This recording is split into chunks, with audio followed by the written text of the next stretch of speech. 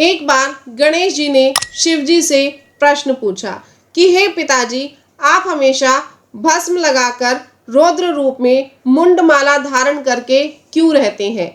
मेरी माता तो जगत सुंदरी है, अपूर्व सुंदरी है, तो आप भी सुंदर वेशभूषा धारण करके क्यों नहीं रहती? आप भी सुंदर वेशभूषा धारण कीजिए। इसके बाद शिव जी स्नान करके लौटे तो उनका भव्य रूप देखने लायक था। उनका भव्य रूप देखकर गणेश जी स्तब्ध रह गए और उनके चरणों में अपना शीश झुका दिया। सिर्फ गणेश जी ही नहीं, अन्य देवता, यक्ष, गंधर्व, शिवगण सभी उनके इस रूप को निहारने लगे और नतमस्तक हो गए।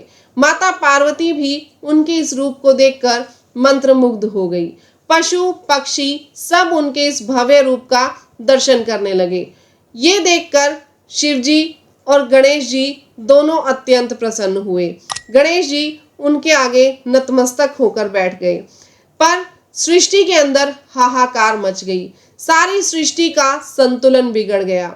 लोग हाहाकार करने लगे। लोगों के ऊपर दुखों के पहाड़ टूट पड़े। ये देखकर गणेश जी हैरान हो गए कि सृष्टि का संतुलन कैसे बिगड़ गया। सृष्टि के अंदर इतना सब कुछ भयंकर प्रवाह कैसे हो रहा है। तो उन्होंने शिव जी से पूछा, हे प्रभु, ये क्या हो रहा है? आप कृपा करके अपने पुराने रूप के अंदर वापिस आइए। आपके इस रूप को धारण करने से प्रकृति का सारा संतुलन बिगड़ गया है। तो शिव जी अपने पुराने रूप के अंदर वापिस आ गए। गणेश जी ने शिव जी से पूछा कि हे पिताजी, ऐसा क्या हुआ कि आपके वो रूप धारण करते ही प्रकृति का संतुलन बिगड़ गया? तो शिव जी ने कहा कि एक पिता के ऊपर बहुत सारी जिम्मेदारियां होती हैं। वो परिवार का मान सम्मान रक्षण करता है। कभी कभी इसके लिए पिता को कठोर भी होना पड़ता है, लेकिन दूसरी तरफ माता सौम्य, लाड़, स्नेह और प्यार से इस कठोरता का संतुलन बनाए रखती है। अगर पिता कठोर होता है तो माता अपने स्नेह प्यार से संतुलन बनाकर अपने बच्चों की परवरिश करती है।